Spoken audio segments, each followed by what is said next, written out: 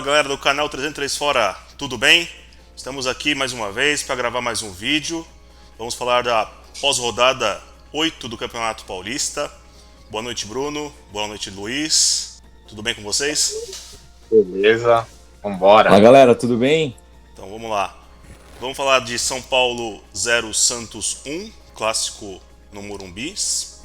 Vamos falar também de Corinthians, Botafogo 1, Corinthians 4, no estádio Santa Cruz, em Ribeirão Preto. Grande vitória do Corinthians.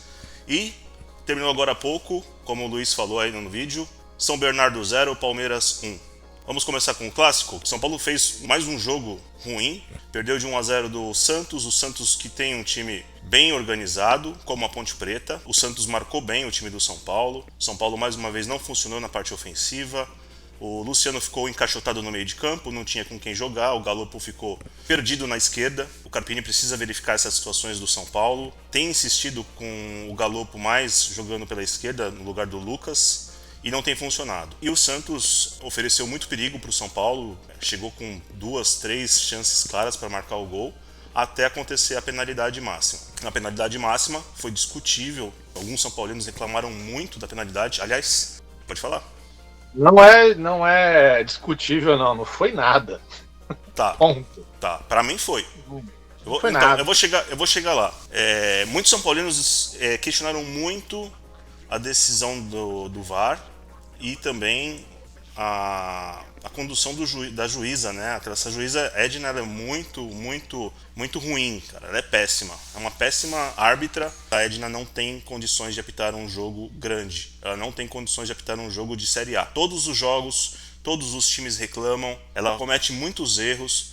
Só que assim, eu vou fazer um meia-culpa também, porque assim, o São Paulo não jogou bem. Eu achei o pênalti, tudo bem. Muita gente pode questionar a marcação do pênalti. Eu achei que o Wellington ele foi muito cabaço no jogo, muito juvenil. Você vê que o jogador está desatento, porque ele está fora da posição dele como lateral esquerdo, e o Diego Costa, que é o zagueiro que dá lá a cobertura para ele, também está distante. No replay mostra o Santos vindo com uma linha de 5 e o São Paulo com a linha de 3. O Wellington, o Arboleda e o Diego Costa na mesma linha. O Santos atacou com 5.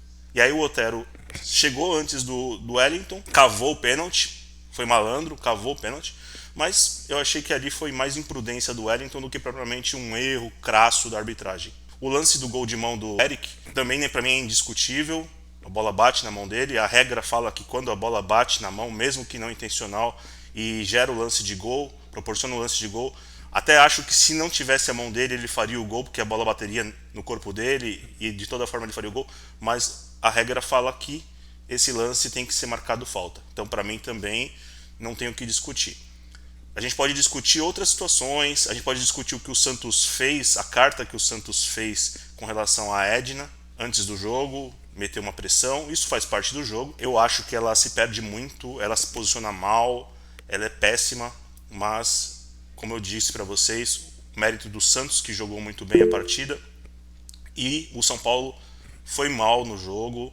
Deixar aqui um questionamento, né? Até para vocês comentarem aqui nesse vídeo, né? Comentarem aqui embaixo, né? Deve estar aqui os comentários, com certeza. Vou fazer uma reflexão, cara. A gente tá falando da Edna, eu acho ela péssima também, não tem muita defesa. Mas vamos lá. Qual juiz aqui no Brasil é bom? Porque eu não chamo nem de árbitro, é juiz, ou juizeco, ou o apitador, assoprador, sei lá, o nome que vocês quiserem dar. Cara, o Luiz Flávio de Oliveira acabou de apitar Palmeiras e São Bernardo. Eu não sei o que o Luiz Flávio de Oliveira faz até hoje na Federação Paulista. Assim como outros, eu poderia aqui passar a noite inteira falando nome de árbitro. Juiz, o que vocês quiserem.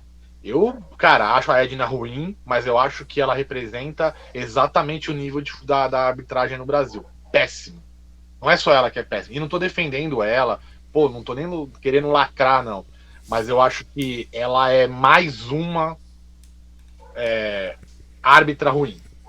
Como N outros, sabe? Eu não consigo falar um nome que eu fale, puta, esse cara aqui ou essa senhora apita que eu vou entrar no estádio tranquilamente. Sabe? Eu tenho ressalvas com 99% dos árbitros. Acho que eles são arrogantes, prepotentes, ruins, se posicionam mal, pra mim é geral, cara, é geral. E o Santos fez exatamente isso. Foi pra cima dela, meteu-lhe uma carta, já deixou na pressão. Eu discordo de você. Acho que o Wellington, ele dá o carrinho, ele chega antes na bola e o Otero chega depois nele, cara. Eu vi, na hora eu olhei o lance, me parecia duvidoso. Quando mostrou a câmera por trás, né, a câmera do VAR mesmo, eu fiquei impressionado deles marcarem esse pênalti, de coração. Bruno, alguma coisa para falar do jogo do São Paulo? O que eu ia te perguntar é o seguinte, até que ponto a gente pode olhar que o São Paulo jogou mal, né? Eu sei que na sua visão, acontece comigo também com a análise do Corinthians, a gente sempre parte desse princípio, mas também do Santos, né, cara? Porque o Carille, ele é embaçado, né? Esses jogos a gente sabe, e eu acho que nós três apostamos no São Paulo, a mídia toda apostou no São Paulo e o Carille foi surpreendeu. Então, não sei até que ponto você acha que foi realmente São Paulo que foi mal ou o Santos que continuou bem, ainda mais com o Carille, né? Que é uma característica dele, bem em clássicos. Então, eu vou falar duas situações. O Santos teve méritos no jogo. O Santos veio para poder, né, fazer esse jogo, esse tipo de jogo, encaixotar o São Paulo, sair no contra-ataque e jogar no erro do São Paulo. Foi muito bem. O Santos fez esse jogo basicamente para isso, né? Tentar um empate. Se a gente conseguir uma bola aí, um erro do São Paulo, a gente mata o jogo. Aconteceu isso. Agora eu vou falar do lado do São Paulo. Como foi com a Ponte Preta, fez um jogo muito previsível, um jogo onde o São Paulo não teve profundidade, melhorou depois que entrou o Ferreirinha e depois que entrou o Eric, que são jogadores que jogam mais pelas beiradas do campo. Mas mesmo assim faltou muita efetividade para o São Paulo. Mas a questão maior aí foi, não está funcionando esse trio Galopo, Caleri e Luciano. O Caleri está jogando o centroavante, camisa 9, o Luciano está jogando como um ponta de lança, aquele meia que fica próximo ali do atacante, o Galopo jogando mais pela esquerda, né, no lugar do Lucas, seria a posição do Lucas. Não estão jogando bem. O São Paulo está ficando encaixotado na marcação, duas linhas de 4 que o Carille fez, matou o time do São Paulo. E aí o São Paulo foi para o chuveirão, né, não teve a bola parada do Wellington Rato, que era a arma principal do time no começo do ano. Então o Carpini vai ter que verificar muito essas situações aí, criar situações de gol, criar situações para poder sair dessas marcações. Porque, de fato, não é o Santos que vai acontecer isso. Vai acontecer isso com a maioria dos times que o São Paulo for jogar. Libertadores da América está chegando, São Paulo vai encontrar times aí que vão vir aqui para jogar retrancado. Então vai ter que treinar. O Paulistão, se o Paulistão tem uma utilidade, a primeira fase do Paulistão tem uma utilidade, que nem o Luiz falou, com relação à morosidade, ao tempo que tem, é para o treinador chegar e fazer essas correções, para testar, usar como laboratório. Então agora esse é o momento do São Paulo. O jogo contra o Bragantino vai ser difícil, porque o Bragantino é outro time que também explora muito os lados. O São Paulo está tendo dificuldade também na esquerda com o Wellington, não é de agora. O Palmeiras criou situações no jogo da final pelo lado esquerdo, pelo lado do Wellington. Então, assim, tem coisas a se corrigir e o São Paulo precisa fazer essas correções. Vamos falar de Corinthians, então? Vamos lá. Botafogo 1, Corinthians 4. O Corinthians entrou com uma formação até que parecida, né, com o que jogou com a Portuguesa, né? Teve alguns desfalques, né, de Fagner e Raul Gustavo, mas nada que comprometeu. Então o Corinthians teve uns 5 primeiros minutos assim de mais entusiasmo, tal. Teve um pênalti, né? E aí alguns sinais, né? Você vê que a fase começa a mudar um pouquinho, né? Mesmo errando o pênalti, no rebote do pênalti ainda sai o gol. Depois disso aí o Corinthians deu uma pequena relaxada, eu achei. Aí o Botafogo faz um belo gol de empate, 1-1, acaba o primeiro tempo. Volta o segundo tempo, o Corinthians começa da mesma forma do primeiro, e aí tem um segundo gol também, os dois do Romero, e aí o jogo começou a ficar um pouco mais solto. No lance do segundo tempo, o Ranieri se livra bem da marcação, consegue armar uma bola pro Garro de contra-ataque, pro Maicon, perdão. O Maicon, ele aciona o Wesley faz uma jogada individual, faz 3-1, e aí já no finalzinho aí o Yuri Alberto faz outro gol aí, terceiro jogo consecutivo dele que ele faz um gol, e aí fecha 4-1. Gustavo Henrique estreou, para mim até meio às pressas, tanto que não jogou os 90 minutos, mas dentro do que pôde, fez um bom jogo. O Garro, para mim, tem jogado bem. O Ranieri fez outra boa partida. E o Romero que fez 2 gols, né? Então, não tem muito o que falar. Não sei se vocês acompanharam o jogo, se tem algum comentário aí.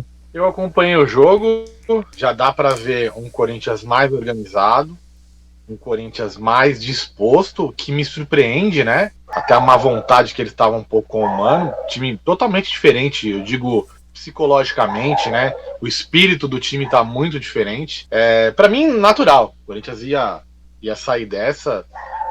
Tem muita coisa para melhorar. É um time que se esperava nesse momento estar num outro estágio. Mas eu acho que vem coisa boa aí sim. O Corinthians está um pouquinho mais organizado, ainda sofre, mesmo jogando com adversários como Portuguesa e Botafogo, ainda sofre um pouco, mas assim, já dá um pouquinho mais de segurança em alguns momentos. Ainda não cria o quanto eu gostaria de ver criando, né, pelos jogadores que tem, mas é um começo, e principalmente isso do pessoal estar motivado, né. Já no jogo da Portuguesa, eu vi em alguns momentos assim que passa um pouco desapercebido, mas na defesa que o Cássio faz, o Cássio vibra, por exemplo, então você vê que ele dá uma extravasada, coisa que não é muito feitio dele. Quando o Yuri Alberto dá uma entrevista depois do jogo e fala alguma coisa do tipo, o Antônio Oliveira, eu tô fechado com ele, a gente sabe que quando o jogador fecha com o técnico, vai até o fim, quando também não gosta do técnico, derruba. Então eu acho que ele conseguiu, só no papo ali, já ganhar ali alguns jogadores e motivar bem.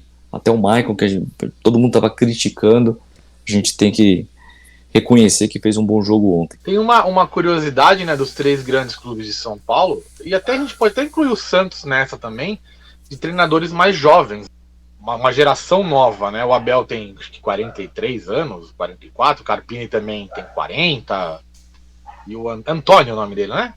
Antônio Oliveira. Ele não deve ter mais do que 45 anos também. Não. Então é um treinador jovem. Ele tem 40 anos. Que tem essa questão de conseguir conversar com essa geração nova, com essa geração de meninos que cresceu aí com rede social. Então acho que esses caras eles têm uma visão diferente do futebol, diferente do mundo do futebol de hoje em dia. Então acho que hoje eu olho o Corinthians com um projeto mais bem elaborado do que inclusive com o Mano Menezes. São trabalhos completamente diferentes, ideias muito diferentes. E não só lidar com esse pessoal mais novo, mas também conseguir uma aceitação dos jogadores mais veteranos, né? Que isso é algo que às vezes pega, né? Tá faltando mais um gol do Yuri Alberto para ele poder ser vendido aí pro Zenit, hein? Fez um gol domingo, fez um ontem. Tá chegando. Aí, ó, falta mais um gol para mandarem lá pra Rússia, pra Ucrânia. Mas você vê como que são as coisas, né? Muda-se todo um contexto dentro do clube. Mano Menezes sai, entra um outro técnico que dá um gás novo ao pessoal e eles desempenham melhor. O ambiente fica mais leve, uma vitória também contra a Portuguesa já dá um outro ânimo e as coisas melhoram. Acho que mais do que isso o Corinthians já dá uma afastada no risco, né? Acho que de cair por causa da moral, né? Não só pelos 6 pontos, né? Mas assim pela moral que dá para esses últimos 4 jogos que tem. Então eu acredito que esse foi o principal alívio, né? A classificação ainda é complicada porque o grupo do Corinthians está em último do grupo, né? E os outros tiveram uma rodada aí muito favorável, a Inter de Limeira ganhou. Só para fechar, o Corinthians está na expectativa de até sexta-feira aí ser anunciado mais alguns reforços aí, né? Igor Coronado, Matheus França e Pedro Henrique, que era do Inter. Correr contra o tempo para ver se ainda é possível jogar esses últimos jogos do Paulista. Vamos falar do Palmeiras? Bom, o Palmeiras acabou praticamente a 30 minutos aí, final de jogo, Palmeiras 1, São Bernardo 0, jogo lá no ABC. Palmeiras novamente com um time bem mesclado, né? Um time até certo ponto de garotos, né? Lomba no gol, Marcos Rocha, Naves, Murilo, Vanderlan, jogou o Aníbal. Aliás, o Aníbal, cara, eu cada dia gosto mais desse jogador. Aí tivemos o grande craque John, Rony, Luiz Guilherme, que é uma das grandes decepções aí até agora do ano. Mas o Palmeiras começou muito bem, tá? Apesar do time bem mesclado aí, o Palmeiras começou muito bem. Gabriel Menino também jogou. Devo estar esquecendo alguém, mas enfim. O Palmeiras começou muito bem o jogo, pressionou, teve chance de fazer o primeiro gol e depois o São Bernardo deu uma equilibrada. Mas assim, ao longo do jogo o Palmeiras pressionou praticamente o tempo inteiro. No segundo tempo, com a entrada do Estevão, do Flaco Lopes, o Palmeiras ganhou força e no finalzinho acabou sendo premiado aí com uma jogada do Estevão, um cruzamento, o gol do Flaco Lopes, Flaco da Massa, tá em grande fase, o cara tá iluminado, o Palmeiras acabou achando esse gol aí.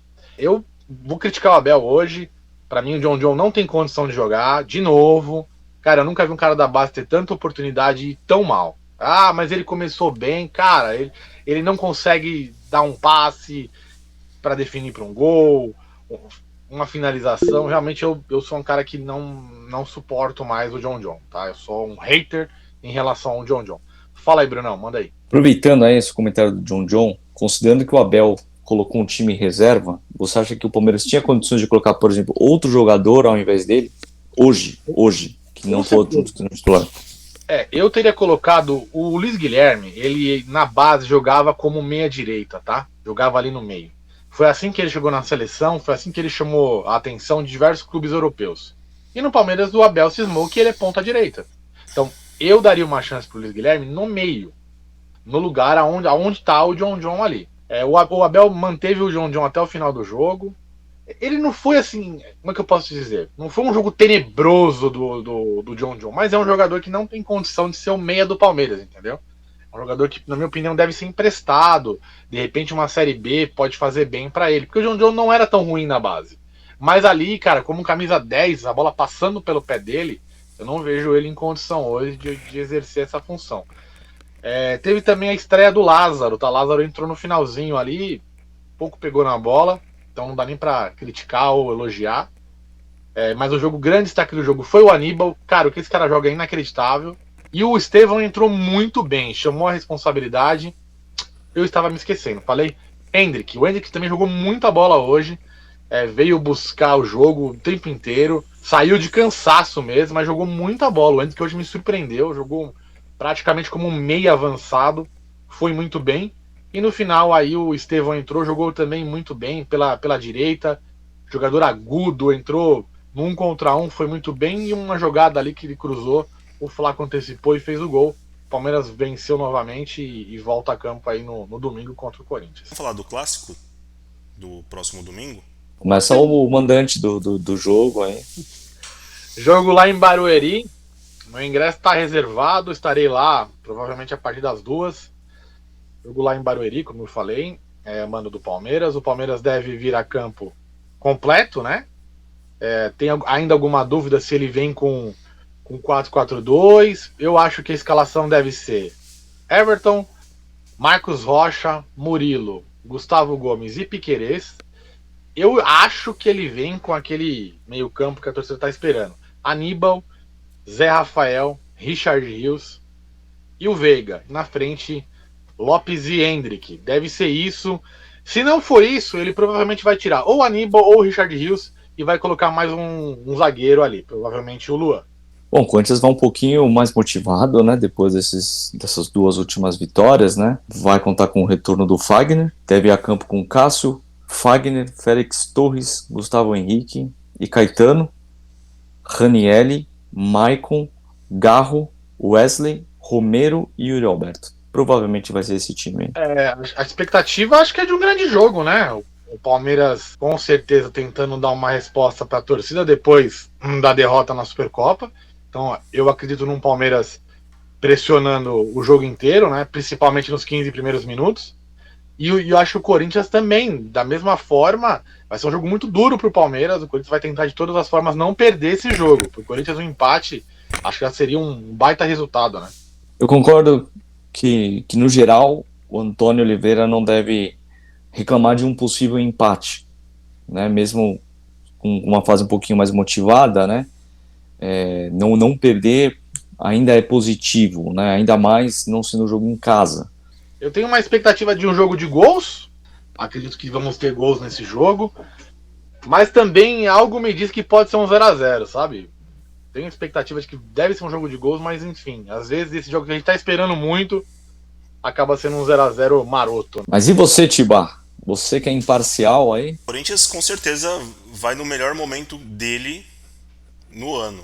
Palmeiras já tem uma base consolidada, é mais um jogo, mais um desafio para o Palmeiras. O Abel descansou o time, preparou o time para jogar essa partida. Eu considero o Palmeiras favorito ao jogo, a vencer o jogo, mas não me surpreenderia se o Corinthians engrossasse, conseguisse um empate ou até uma vitória por um gol. Vai ser um jogo bem disputado, acredito que o jogo vai ser truncado, vai ser bem disputado, muitas faltas, eu não acredito também em um jogo de muitos gols não. Pode ser que o jogo seja decidido nos detalhes. Vamos agora dos palpites? Rodada 9, começa no sábado, Mirassol e Botinha. 2-0 Mirassol. 1-1. 2-1 Mirassol. São Paulo e Red Bull Bragantino. 1-1. Ó, eu vou de 1-0 São Paulo, mas já vou adiantando para vocês que o Bragantino é um time chato com São Paulo, tá? 0-0. Ponte Preta e Ituano. Ponte 2-0. Ponte 2-0. Ponte 1-0. Santos e Novo Horizontino. 1-1. 2-1 pro Santos. 1-0 Santos. Portuguesa e Guarani. Canindé. Lusa vai ganhar, cara. 2-0. 1-1. Um palpite, 1-1 também. Clássico, Palmeiras e Corinthians. Palmeiras 2, Corinthians 0. Palmeiras 0, Corinthians 1. Acho que vai ser Não tem 1-0. como apostar contra, cara, no Derby. Não vou apostar contra no Derby. Ué, não vai vir com a Ah, superstição, agora vai escanteio. Palmeiras 1-0 pra mim. Água Santa e Inter de Limeira. 0-0. 0-1. 0-1. São Bernardo e Santo André. Clássico. 2-0 Bernô. 0-2. 2-1 São Bernardo pra mim. Galera, mais uma vez muito obrigado a vocês por estarem participando, comentando, curtindo, compartilhando com seus amigos. A gente pede para vocês se inscrevam no canal, ativem o sininho de notificações para vocês receberem os nossos conteúdos. Com o Cruzeiro no domingo. Então, quem sabe mais um título é pro feminino. Legal. Não, só. Vamos ver o clássico aí, né? Agora já é expectativa. A partir de amanhã já não consegue dormir direito. Só quem é palmeirense e corintiano sabe o que é um Palmeiras e Corinthians. A partir de hoje, né, cara? Na verdade, a gente passa as últimas rodadas, a gente pega o calendário e vê quando é o derby. E aí... Mas, cara, já é aquele dia de tomar 18 garrafas de cerveja, já dormir bem louco, porque, meu, é difícil. Palmeiras e Corinthians é um campeonato à parte. Valeu, gente. Abraço. Um abraço, boa noite. Valeu, tchau. Tchau.